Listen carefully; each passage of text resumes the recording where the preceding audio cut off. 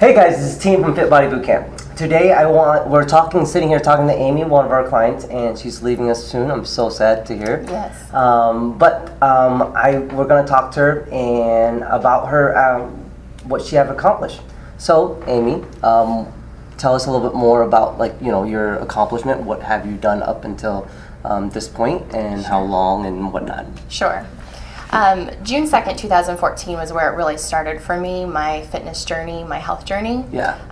And over the course of that time, I have lost about 145 pounds. Wow. So in about 2 years or so, I've lost about 145 pounds and have maintained it about 4 or 5 months after that. Nice, Yeah. nice. So, I want to break that down. So, because that's a huge number, like Yeah. 145 pounds in 2 years, give or take, right? Yeah.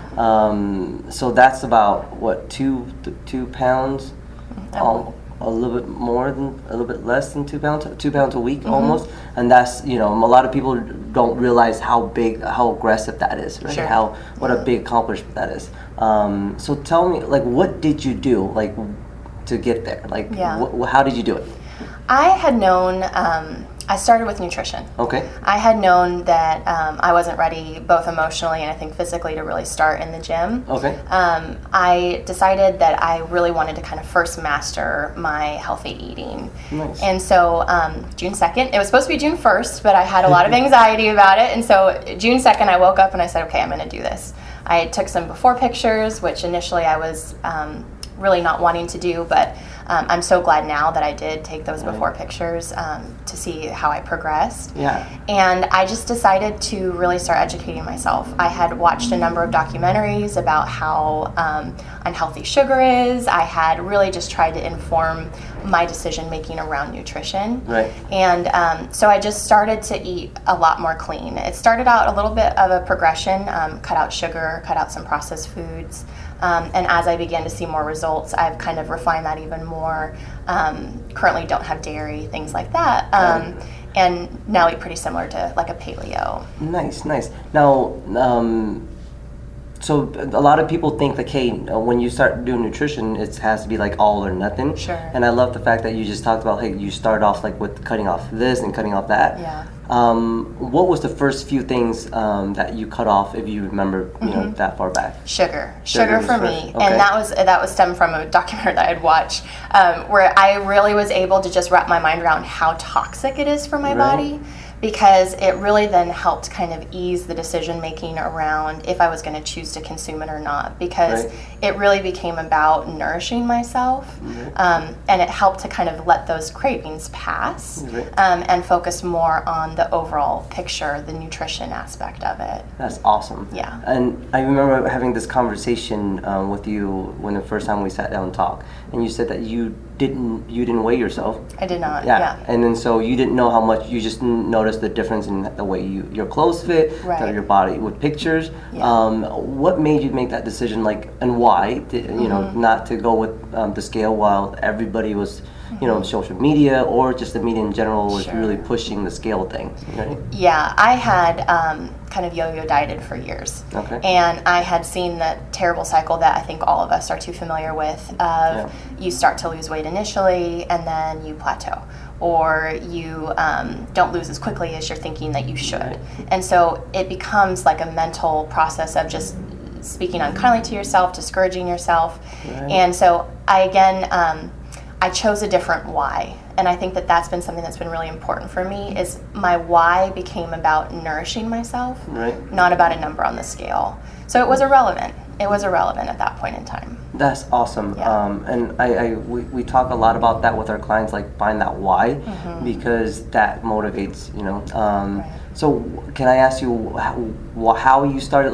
you said that's most people at that point when they're still deconditioned and out of shape and overweight, it's hard to make that trigger and pull that trigger and say, hey, I'm going to decide to do it now. So what was your the trigger point, or why you want to start? Yeah, it was the summer before my 30th birthday, and that January I had finally dragged myself into the doctor's office and gotten a full physical, blood work, everything. And I had always known that I was overweight, but I was sort of in denial of the fact that I was unhealthy. Right. And those are two very different things. Right. So I had gone to the doctor, blood pressure was high, cholesterol was high, indicators of heart disease in the future was high. Right. And I'm thinking to myself, I am 30 years old. Not even 30 years old. And I am so unhealthy. And similarly, around that time, I had gone to an amusement park with friends, and I wasn't able to fit in all the roller coasters. A friend had wanted me to go ziplining, and I was over the weight limit of that.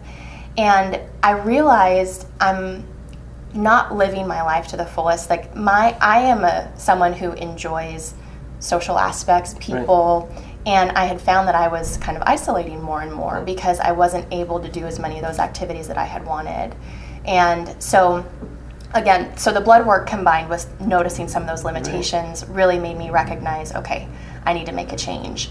That was about January. I knew that I was too busy during that season to really start and be effective. Yeah. So I had told myself once it was summer, my schedule had lightened, that I was going to make that commitment. So it had been a few months of really mental preparation before I actually acted. Yeah, and I love that. You set yourself up for success by doing all the things beforehand and picking on the things that that you could take control over, just the sugar, and start off small and go from that, right? Yeah.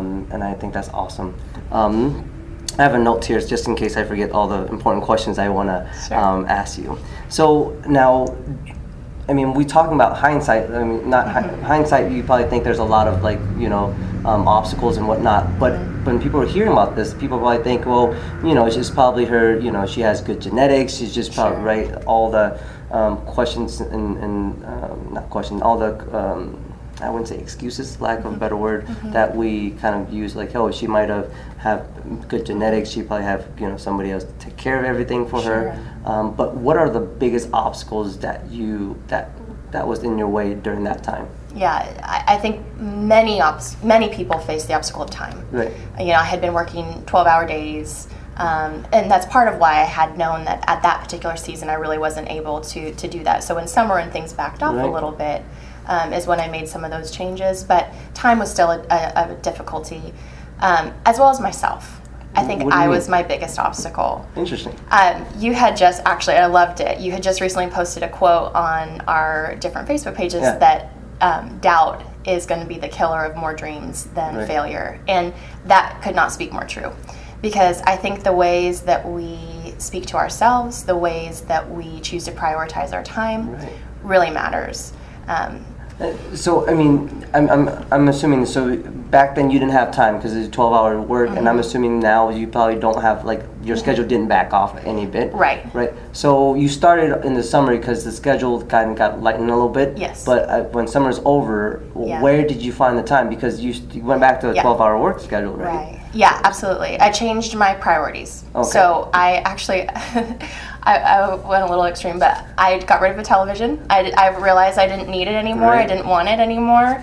And that's not, my journey is not your journey. I really want to encourage people to find their own definition of healthy. So it's going to work for me in a certain way. You need to find what works for you. So what worked for me is preparation. I really got in the habit of food prepping every single week. Go to the grocery store, chop up my veggies ahead of time, have some protein that's cooked, have it ready, and I'd pack my meals the night before. So it's really about making those choices. Yeah, and you're so right about that. Everybody goes through this journey differently, right? Because I think that everybody once they decide that they want to start, and that reason why is different for everybody. And I totally agree with that, and I've been doing this for 10 years. I haven't gone through it myself, but I help so many people that they experience this different way of doing it. But one thing that all of them have in common is that preparation, right, and that consistency. And I think that preparation helps a lot, right? So you were doing that consistently before even the project, the fat loss project that you were on, right? Yeah. Awesome. Yeah. And then, so time-wise, and what are your obstacles? Is there any obstacle now in terms of maintaining or just staying healthy? I think it's still time. I think it's still, I'm a big advocate of taking an active role in your life. and your nutrition and your health. And Okay. so every single day I'm still making the choice Right. to nourish myself, to be active. And so I think I've been able to combat a lot of the obstacles because I'm always mindful of the fact that it needs to be a continual process of choosing. And so that's what I really encourage people to keep doing is you have to be consistent. So even when you're tired, even when you don't really feel like it, Yeah. even when it would be easier to just go through the drive-thru or whatever, like literally if you were to look in my purse right now, I've got like LaCroix sparkling water, I've got a couple of like fruit, and protein bars. Like you just always have to be prepared. So Yeah. I love that. But I think one of the with working with clients, I tell them all the time that it's so old, but you're prepared to fail, or if you fail to prepare, is preparing to fail, right? Yeah. I think that is so true in terms of a lot of stuff, but including with nutrition especially. Yeah. Right? And then now, I know we talked about this before, and I love your answer to this because it's such an eye opener. And that question was, we help a lot of people, and a lot of our clients or a lot of people that are viewing this, they probably lose weight before, Yeah. right? They lost fat before, lost inches, whatever it is. They found success, but no matter how hard that is, the harder part of it is how to keep it off. Yeah. Right. So how did you what do you have to do mindset wise, or and I think that's the biggest one is mindset wise. What do you do to get your headspace in the right spot to continue that? Right? Yeah, I think that's important. And I think one of the main things that I have done is remembering my why. Keeping the focus on the why. I think if you tie your process and your progress to a specific pant size or number on the scale, Right. it's never going to be good enough. Right. You're never going to be satisfied. Right. And so if you are able to kind of hold the perspective of, I'm doing this to be more active, I'm doing this to be healthier, to live a longer life, it helps you to then be able to maintain that. And it helps you to make those choices in the moment too, Right. that help you to overall have that consistency. And so I think the thing that a lot of people get discouraged, and this is like a new part of my process, is I might be at a size that I feel more comfortable in, more fit, Right. more active. But my body is never going to be the body that is a standard of perfection and beauty according to our society. Right. Whether it's loose skin, whether it's stretch marks, whatever that might be, Yeah. I will never be looking like a centerfold. And I am totally okay with that. Right. Because I know that I am just a healthier person overall, both mentally, physically. And so just really encouraging people, I think, to hold that perspective and to celebrate their body where they are in that moment. Right. And to really be proud of what your body can do. Like I was chest pressing this morning like 50 pounds, and I'm like, holy cow, Beast. I'm awesome. Right. It's so cool to be able to then celebrate your body. And I want to point this out because people then looking at you like, well, I can never be there. Right. Right. But you didn't. This is through hard work. Yeah. So you Yeah. just didn't wake up one day, came out here and start bench pressing 50 something pounds, right? Like you work hard at it every day. Yeah. Come in and you put your work into it, right? Yeah. That's awesome. And now that we're talking, one thing that sparks me that I think is so powerful, because I think in our society now the whole fat shaming, right? So I think that's a good movement, but I think there's polar that we have to pull, right? And I think you talked about, I know you talked about it. One is that, hey, we got to love our body and celebrate what our body could do. Yes. At the same time, we got to make sure that we could be healthy, so we could be taking advantage of everything life could offer, right? And then live life to the fullest. Right. For me, I'm getting emails and Facebook comments about people fat shaming and whatnot, and then they use that, I wouldn't say use that as an excuse, but use that to justify that it's okay to be unhealthy, if that makes sense, right? And I love that you're talking about pulling it, like love what you are now, but continue to work at it. Yes, absolutely. So is that the key to like maintaining, is just kind of like, no matter where you're at, right? Just to love that this is you, right? And this is your body, right? I think I shared this with you when we first talked. Like, acceptance is not settling, and I think you have to first really own and accept where you're at in your journey, and celebrate where you're at in that journey. And so one of the reasons that I'm most glad that I took my quote unquote before pictures that day was I look at that person and I'm so proud of who that person is and how brave I was to then go on this journey. And it's a scary thing. It's a really scary thing to face quote unquote failure, you know, if you venture into this. And so really just celebrating where you're at and knowing you're there for a reason. Like you got where you are for a reason, whether it's depression, whether it's genetics, whatever that might be. And being able to own that, but then not feeling like you're having to be stuck there. I think that's a lot of courage. And I think that's the hardest part for a lot of people is, you know, it's any part of life. As soon as you're thinking, hey, I need to be better, you have to accept that you're not good enough, right? Or for that moment. And just have that courage, be like, I need to do something about it, right? Speak loudly. So kudos to everybody that's, taking that decision and taking forward. And I love that. So what motivates you during that 2 years or continue to motivate you? Like, what motivates you daily? And motivation, like, it starts and then so it kind of ends. And do you go through that cycle, or for you, what do you do to stay motivated throughout the whole thing and up until now? I think a lot of it is, it was in January, so about 6-7 months ago now, 8 months ago, I guess, that I decided to join FitBody. And I had kind of recognized, up to that point, I had done it really kind of quote unquote on my own, but without any exercise. So at that time, while I was eating healthier, I think it's having friends and family around you that support you, that can encourage you.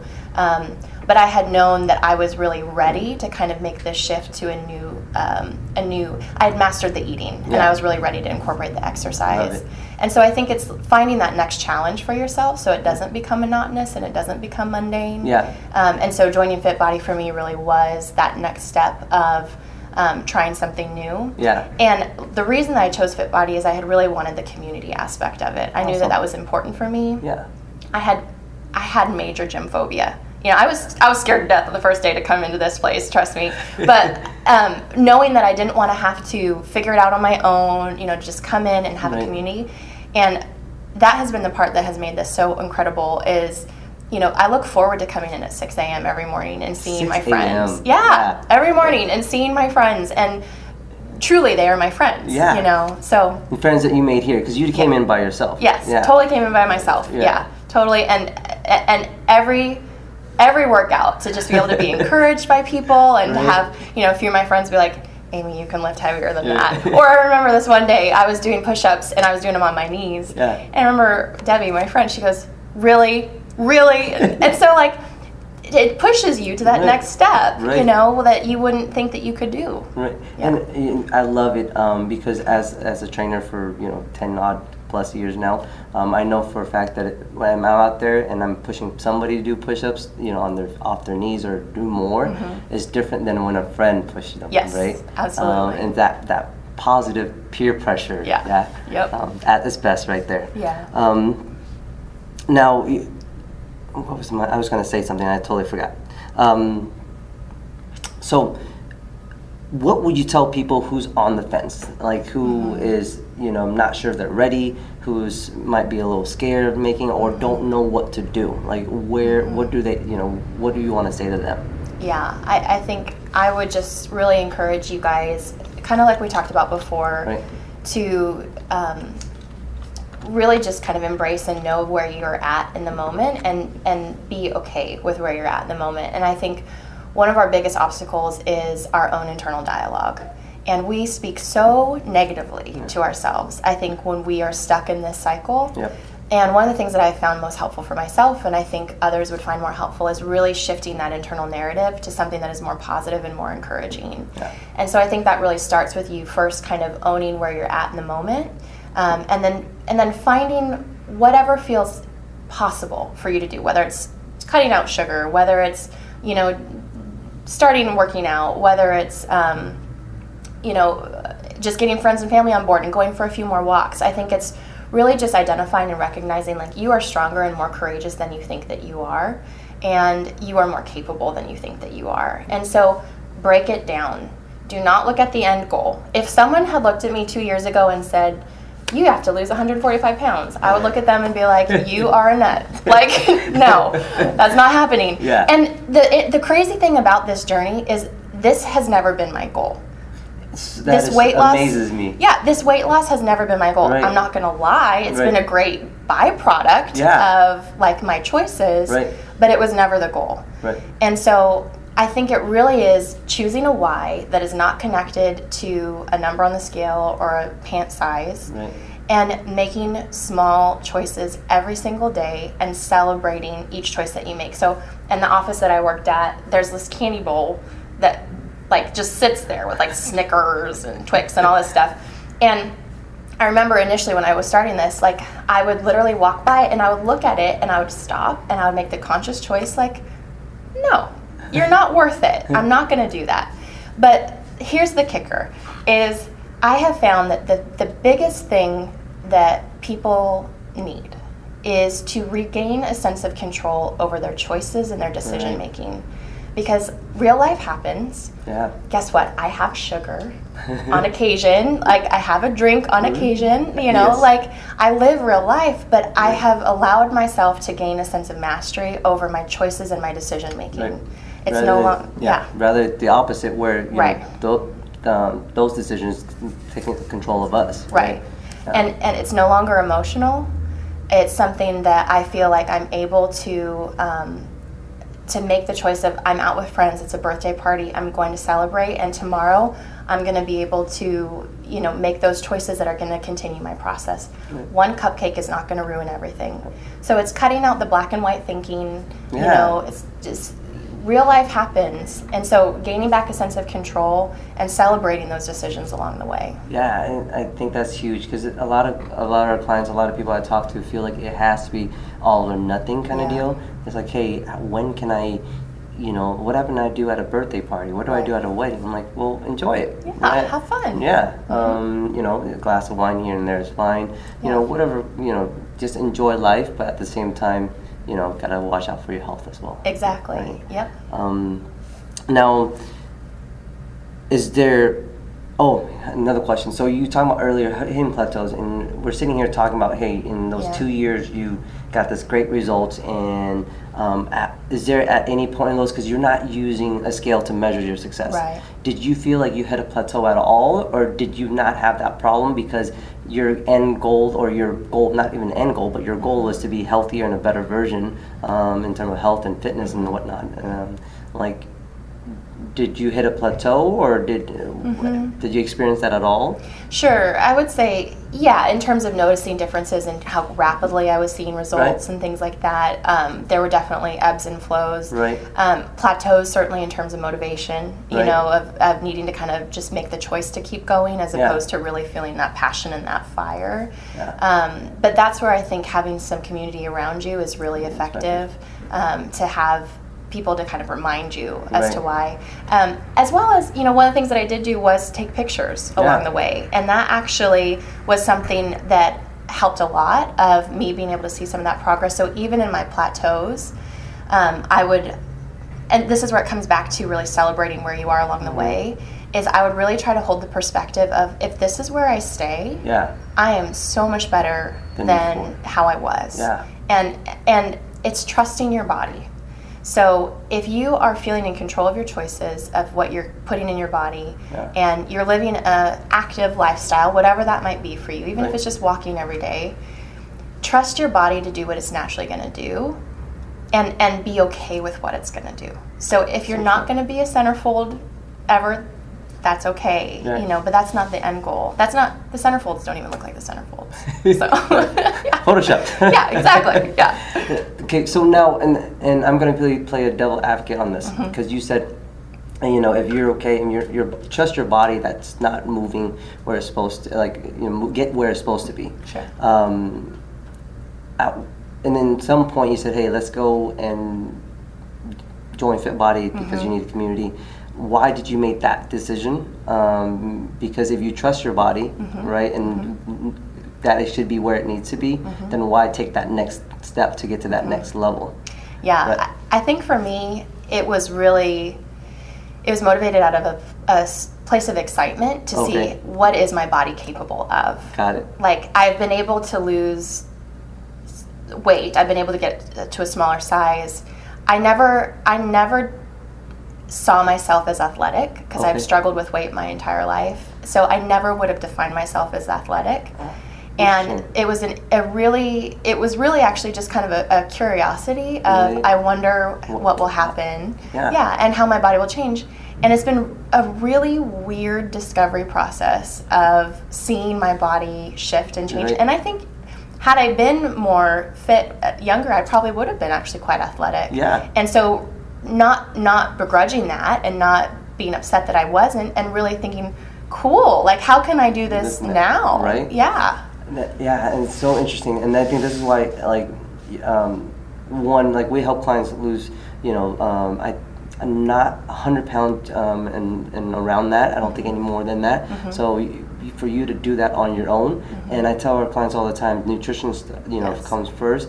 And here you come in and, like, I lost 130 pounds, 130 pounds when you started here, right? 120. So yeah, 25 since being here. Okay, Yeah. awesome. Yeah. And then so, like, to come in and be like, yeah, I lost 120 pounds just, eating right. And I think you were walking at the time? Walking my dogs, Yeah. yep. So, like, simple things, right? So Yeah. it doesn't have to be anything complicated, Right. And so with a lot of people that's reaching out to me in Facebook and whatnot, at what point should they reach out to a professional because they're not they're doing it but they're not satisfied with where they should be? Does it make sense? Right. I think if you're finding that you're at the point where you are more discouraged than encouraged by your process, and you're feeling lost or confused about what to do, that's the perfect time to get some extra support. Right. I think one of the things, though, that people can sometimes do is that they try to do almost too much at once. Totally agree. Yeah. And so, it's about finding what is reasonable. I'm single, no kids. Like, what I'm able to do in my time is probably different from what someone who has 5 kids running around and all that. So it's really about, again, defining your own version of healthy and finding how you can make some of those small shifts to begin to make a change in your Right. life. Yeah. I don't know if you've seen this. That kind of remind me of. Have you seen the little domino thing that there's a video on Facebook, and it's set up this big old square, and every square after that or in front of it is half the size. And then it's like the first one is like so small they have to use a tweezer to set it up, and then so they knock down that little thing, and then knock down this big giant thing, right? Yep. So this kind of remind me of that, like start out small, and then that kind of built up to something huge, right? Awesome. Now, I know I asked on all my questions here. Is there anything that that I haven't asked? I know this is kind of a weird question, but anything that I didn't ask that you want to share, or you think that clients or viewers would love to know that you experience and you want to share? Yeah, I think this is something I'm incredibly passionate about. This is not something that I ever would have imagined that I would be passionate about, but it's something that I really believe in, and something that I hope that people can feel some of my excitement, some of my passion for it, because it is possible. It really, really is possible. But I think the main things that you need to do is you need to be kind to yourself. Like, we are so hard on ourselves when it comes to these things. So you need to be kind to yourself and just focus on the little things. Break it up. Focus on those little choices every day and celebrate every single choice that you make, and hold the bigger picture of this is about you really nourishing your body and living a fuller life overall. And you will find it becomes easier. It's not to say there's not going to be days that it's a little bit harder or whatever, but you will find that it does become easier. And so I think persevere is going to be the most important thing for people to do, is to just push through. Yeah. Awesome. And this is what makes me so happy, because clients like you who comes in and do an amazing job and inspiring, because I don't know if you know this, but there's a lot of people that are inspired by you in here, and I know, and that is so powerful, because you hear something from one person and you hear somebody from somebody else, and it click, right, and it makes a whole different thing, right? And I know that you're starting something. Yes, I'm super excited for you, and I know I'm super excited for you. And so tell us what you're starting. Sure. And all the information and all whatnot. Yeah. Several friends have kind of inquired about my process and my journey and asking for tips and tricks. Yeah. And so I've decided to start blogging. I'm going to start an Instagram and then start a Facebook page where I will be starting to kind of document more my journey, be able to answer questions that people might have, to kind of share my tips and tricks of what I've done, and hopefully create a community of support for people who are looking to do this. Okay. And so, yeah, it's going to be called Choosing Everyday Victories. How cool is that? Yeah. It's a little bit of a play on words. Again, choosing, because it's something that has to be an active part of your process. Right. Every day has kind of two meanings. It's something that you're going to be doing moment by moment by moment, Right. but every day is also something that becomes kind of routine. Right. So making it a part of your routine. And victories. I mean, truly celebrating every step along the way and being proud of yourself every step along the way. I love that, because I think that, I totally agree with you. People are too hard on themselves, Yeah. and then we don't celebrate enough of those victories, and then so we feel like we're not accomplishing anything, and this is where negativity starts to come in, and this is where we start giving up, right? So I love that. So guys, make sure you guys find her on Facebook and Instagram, and follow her for, I know you post a lot of delicious recipes. I post recipes, Yeah. things I just make up, things that I find, recipes, tips, tricks. Yeah. Motivation, inspiration. I know, and before this I was talking to her about like those things kind of like died down, right? You were very motivated. First week, 2 weeks, 3 weeks, a month maybe, and then it just starts slowing down. Yeah. So we need to have somebody or a community that keeps us going on that motivation and inspiration part. Yeah. So guys, go find her, subscribe to her, follow her, to continue your journey. All right. I'll talk to you guys soon. Bye bye.